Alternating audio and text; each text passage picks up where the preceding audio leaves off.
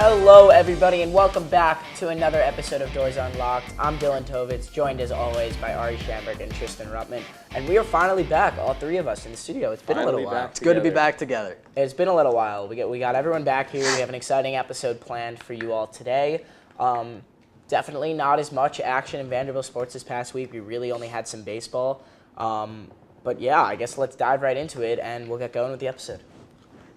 Yeah, I mean, baseball, after a great series win last week against Texas A&M, fell to Arkansas. They got swept at home after their 16-0 start at home. And because of that, they fell in the rankings. I think they're now 23rd, if I'm not mistaken.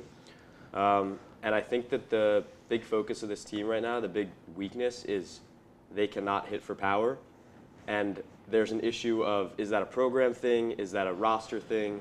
Dylan, Ari, what do you guys think? Yeah, you said it. I think it's really been Tim Corbin's trademark over his tenure at Vanderbilt. Is they're a team who's going to run the bases well, take the extra base when they can, but they haven't ever really been that big home run hitting team. And now, with the way that college baseball rosters are constructed and they're all about the long ball, it just seems that Vanderbilt is kind of falling behind that 8-ball a little bit. At least they have been the past few years. And they really don't have that one power bat in the lineup that scares you on a day in and day out basis. So I think it's a program and coaching related thing. Just the way that they're built, the roster is built to play is to be more speed, more small ball, and that just doesn't really work against teams like Arkansas in the SEC. Yeah, I mean, you guys nailed it pretty much. I think my number one take. First of all, preface this by saying Arkansas, in my opinion, is the best team in college baseball. It's For either sure, them or Tennessee, for sure. Yeah. But they're a really good team, both on the hitting and pitching side. But if Vanderbilt really wants to be there in that upper echelon of SEC teams, it's not about the pitching. The pitching, I think they let up 22 runs this series. The pitching was actually pretty good. They were in. They've been all game. good all season, Yeah. but you can't expect no matter who you have pitching, you're gonna hang a curveball or two every single game. So what they need to do is hit, and they need to hit for power, and they just don't. And I think Brody Johnson leads their team with 6 home runs right now. He's a freshman. But I think a lot of those are coming in even the midweek action. I feel like it's less.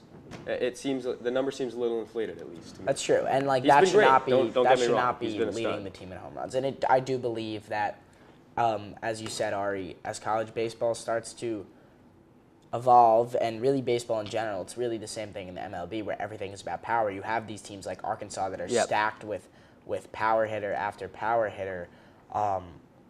Dare I say the Yankees? You need to be able to make. You need to be able to make up for it. And there's absolutely you just can't beat these teams if you don't have anybody hitting for power. And I do think it's a problem with the roster construction a little bit. But frankly, I think that it's a bigger problem with, again, the player development side of things. You look at a guy like R.J. Austin, and he's been very good. Vanderbilt's developed him well-ish, although he was a pretty top prospect when he came here. He has, I think, 2 home runs the entire season. You look at a guy like Braden Holcomb, who came in as one of the very best power hitters of his year in the entire country. I'm talking top 5, top 3 power hitter. Not only is he not hitting home runs, but he can't even see the field.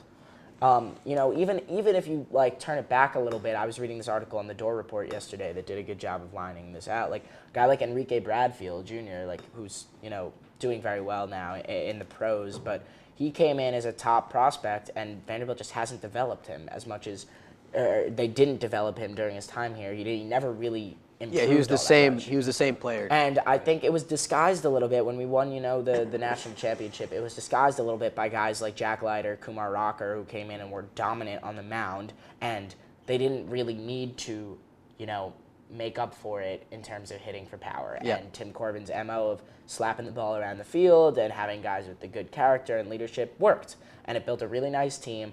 But we don't have a Kumar Rocker and a Jack Leiter, as much as I love J.D. Thompson and the pitching staff.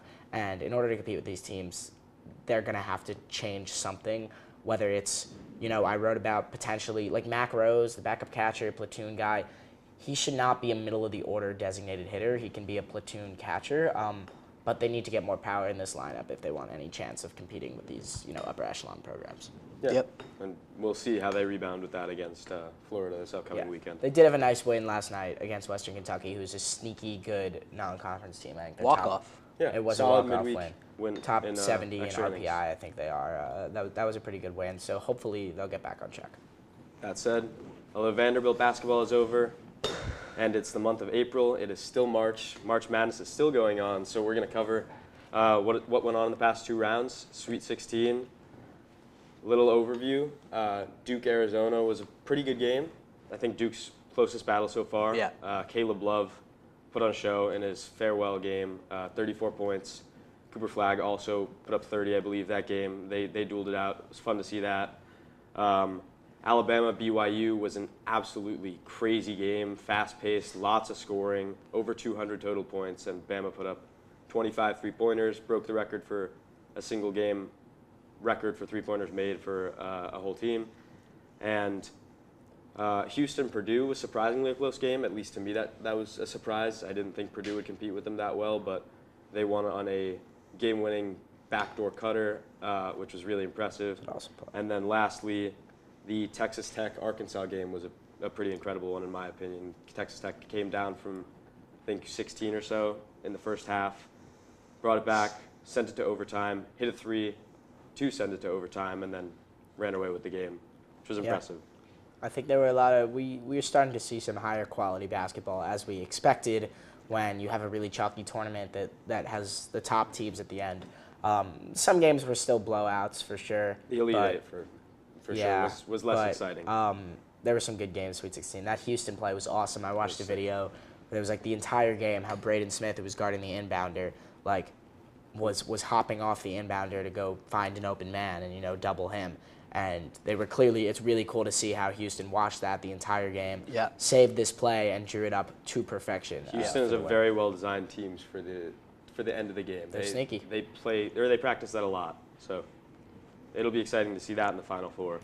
Before we get to the Final Four, the Elite Eight, like I said, not as exciting. 3 out of the 4 games were kind of blowouts. However, the Florida game. Yeah, that was very exciting. That was sad for me. Why? Did you have them going out? I had Texas Tech in the Final Four. I backed it up last week, and like I would have had all 4 teams in the Final Four correct in my bracket. It was a little bold, but it's frustrating because they were up like 9 with whatever it was, 2.5 minutes left to go. And then Walter Clayton happened. Yeah. Unreal. That guy is crazy good. I don't know about the Steph Curry comparisons. Those might be a little much, but he's really good. Very good college player. Yeah.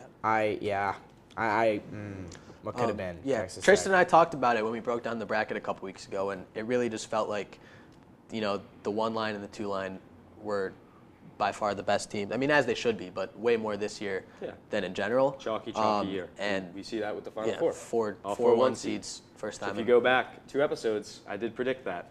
And as disappointed as I am to say it, because I don't want to pick 4 1 seeds in my bracket, thank you. There you go. I did get it right, so I'll take some pride on that one, even though I was a little disappointed to originally pick that. Yeah, first time since 2008, right? Yeah, did I get that also right? in San Antonio. Look at that. Not bad. Crazy. Who won that year? Was it the top 1 seed? It was UNC. I know the 4 teams. It was UNC, it was Memphis, it was Kansas, and it was UCLA because Russ was on UCLA, Derrick Rose was on Memphis, Kansas had Mario Chalmers, and UNC had Tyler Hansbrough. So it was like 4 of the best players in the country. I don't remember who won. Kansas won. Okay. Yeah. Ball knowledge. Thank you. Yeah, I've been tapped into March Madness. Or were you 2 years old back then? I wasn't watching then, but I've been tapped into watching like highlights, recaps. Yeah. Should we give our Final Four takes? Our predictions? You want to start, Tristan, since you predicted it? Sure. Or you want to go last? My predictions have not changed. Florida, Auburn, another really good game, SEC clash, like we saw last round with what we expected in Kentucky and Tennessee. These are 2 of the best teams in the country, as we said before. But I think Florida will ultimately come away with the win. I think both of the lineups are honestly really, really, really good. I think they're both 7 or 8 men deep that could get a job in the NBA eventually, not necessarily as a star player, but as a role player maybe.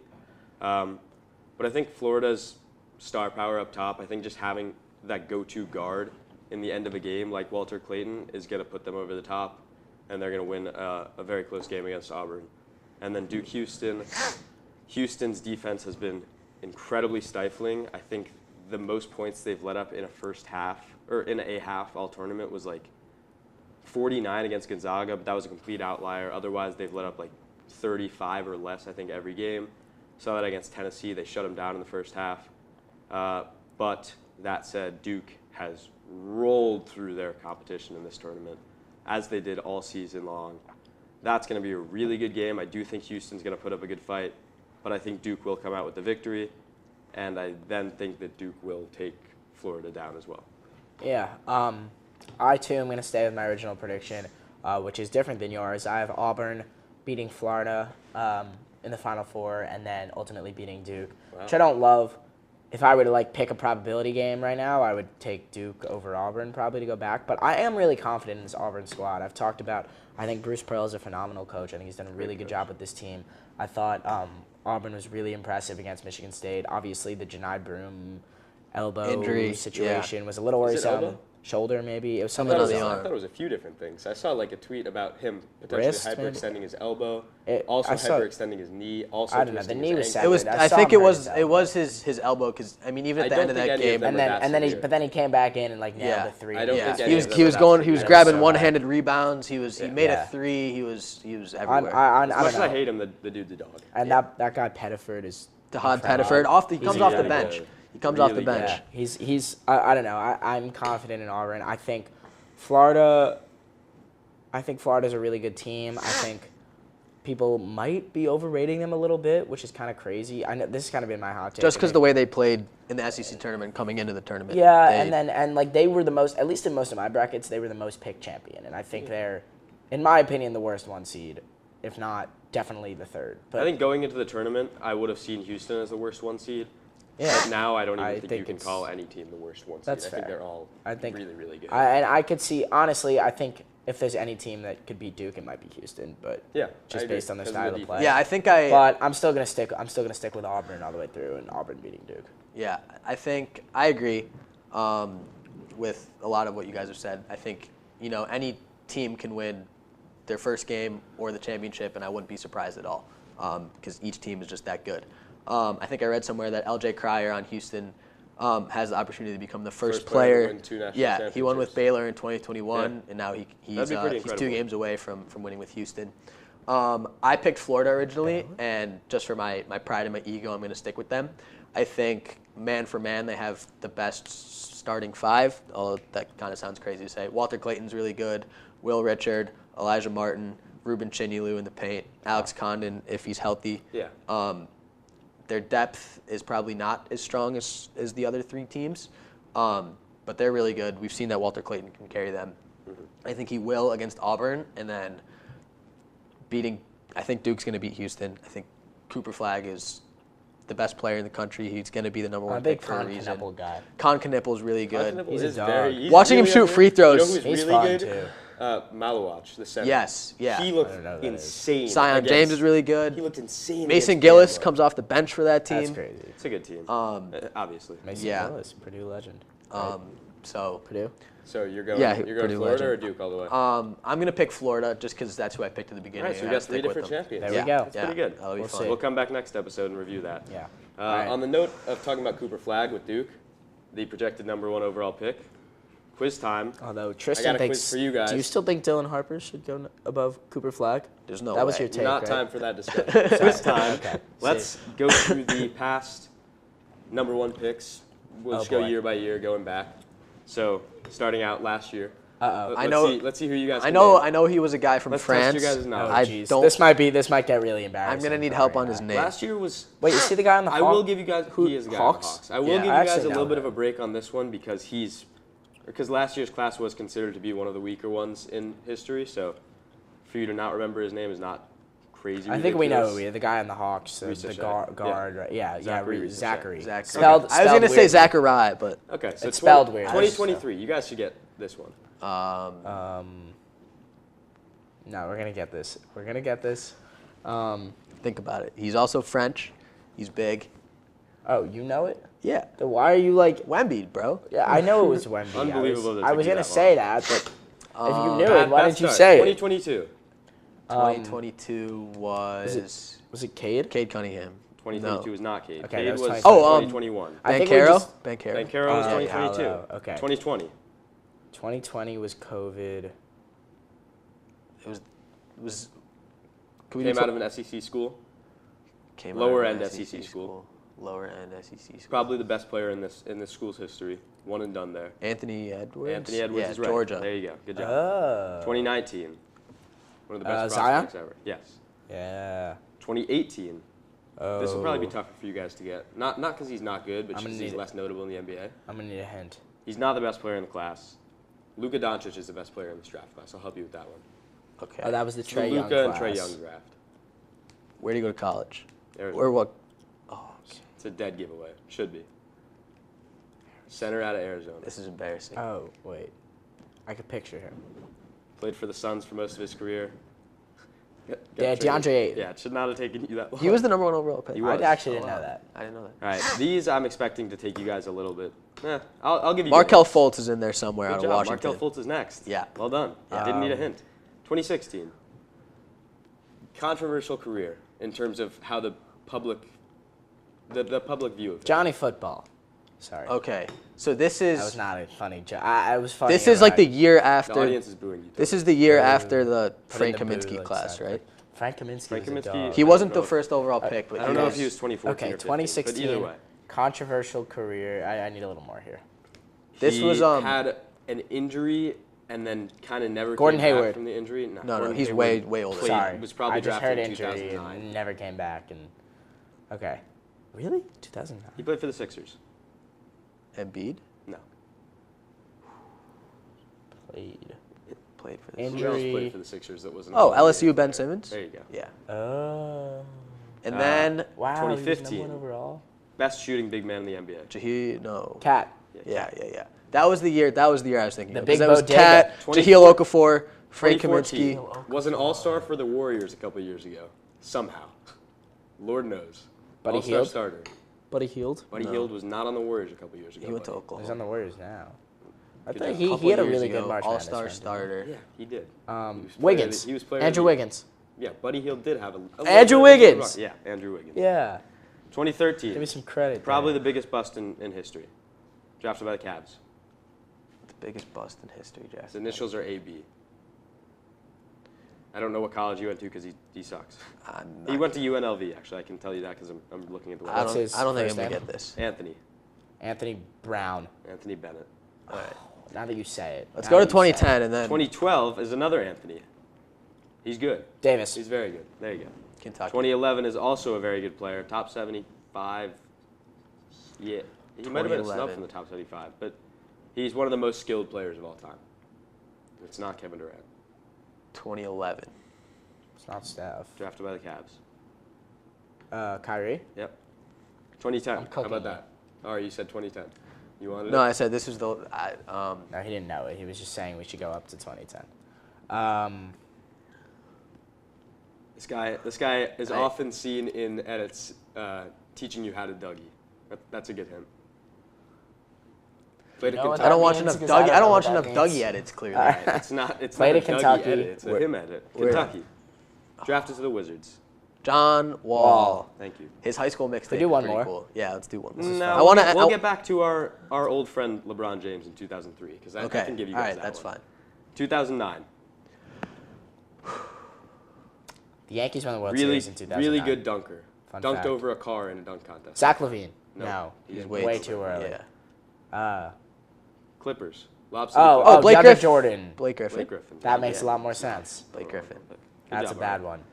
Tovas is putting up an absolute stinker. What? performance. I'm The NBA is not. as. It's not either of our sport, but Yeah, Well, you know. all right, I think you're doing This is well. Tristan's sport. thanks, dude. We're on the baseball Bulls, next. Bulls. Derrick Bulls Rose. Yeah, Yeah. MVP 2011. good job. He threw out the first pitch at the White Sox game and they won. I saw that. The White Sox were over 500 for the first time since I'm opening glad day that you know this is 2023. Chicagoan. Yeah. All right, let's keep it. Let's keep it. Going here. Blazers. Really unfortunate for this guy. Also one of the biggest busts, but because of an injury, the second overall pick was Kevin Durant. Oh, I don't know this guy's name, but I definitely. Greg Oden. Yeah. Yeah, you guys definitely know him. Yeah. 2006, there's no chance you guys get this, no matter what hint I'm giving you. Give me his He's first Italian. name. First name. Andrea Bargani. Bargnani. It's that guy. Yeah, because I gave you his first name. Good job. Yeah. This guy You said no matter what. in 2005 is a LeBron. dirty-ish player, LeBron's considered a dirty player. Played center for the Warriors and kicked Draymond. out his leg and hit Kawhi. No, not Draymond? Draymond. Draymond No. wasn't drafted then, wasn't the first overall pick. Not a center. Sorry, I'm clearly, my ball knowledge is not there. Wait. He doesn't He's still play, Australian. does he? He does not still play. Oh, I can picture him. Oh, God. You got it. I can picture him, the white dude. He's white. Give me a letter. B, first letter of his last name. Initials are also AB. What is this? What? What is this? AB. Bo. Bogut. There you Bogut. Oh, Andrew Good job. Bogut. Good job. Andrew Bogut. That actually is Second who to I was last thinking of. one. 2004. Also a really good dunker. Played for the Magic. Dominant center in the 2000s, 2010s. Mo Bamba. Played That for the one was a Magic. joke. I don't know. Nah, a letter. D. This is the first letter of his first name. DH. DH. Oh, Dwight Howard. There you go. That is not DH. Dwight DW. His Howard. initials are Dwight Howard. DH. Oh, you said I've been second- saying oh. initials every time. Dude. And then He's LeBron been was saying asking. And then LeBron is 2003. I've I said don't think he's initials been every saying time. initials. I've said AB. Yeah. like I think 5 this is a times. cover-up for you not knowing how to spell Our the word. audience can vouch for me. Okay. All right. Enjoyable That was quiz. fun. That was fun. I hope you We'll guys... see what 2025 Hopefully, number one hopefully overall next pick. week we'll have something that's maybe a little more baseball related. Maybe a little easier. For I you hope guys. you The guys- NBA is not my strong suit. I by hope any you guys means. played along and hopefully did better better than than Ari us. and I, because that was a little brutal. All right, quick baseball look ahead. Yes, let's do it really quick. So, as we mentioned, actually, I don't know if we mentioned it. Florida, we are going to Gainesville this weekend, facing off against now unranked Florida. Do they have an SEC win yet? They are 1-8 in the 1-8. SEC. We're like A&M, very highly ranked going into the season. Really have played horrible since SEC play started, but this is still a really good Florida Gators team. They're a little bit different than A&M in terms of we matched up very well with Texas A&M because they don't hit for much power either. Florida can. They do have the bats in the lineup to do so. Obviously, has been a rough go of it, but this is a really, really big series to get back on track for the Commodores. Yeah, I agree.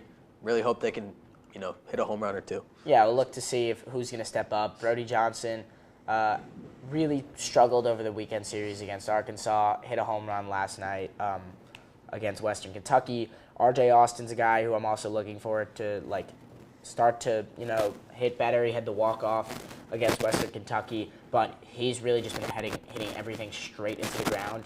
So I'm hoping maybe there'll be some kind of adjustment there in terms of attack angle, launch angle. Also a shout out to Connor Fennell. I think he's found his place pretty solidified as the third starter on weekend series. Yeah, he's been great. Tons of whiffs, swings and misses. He sits like 87 on the fastball, and it still works for him, which is a tribute to his secondary pitches as well as his unique sort of delivery. We'll see how Fennell continues to do, and hopefully they'll get the bats rolling against Florida and get back on track. Yeah, this is still, like I said, this it's a season is big rebound. the season is very much not over. If they can rebound, get a couple big wins this weekend, hopefully win the series, then we could be right back. Yeah. Definitely. So It's about getting hot at the right time in baseball. I think so. So I think that's about all we have for you for our episode today. Thank you guys so much for tuning in, and we'll see you all next week. Go Dores. Go Dores.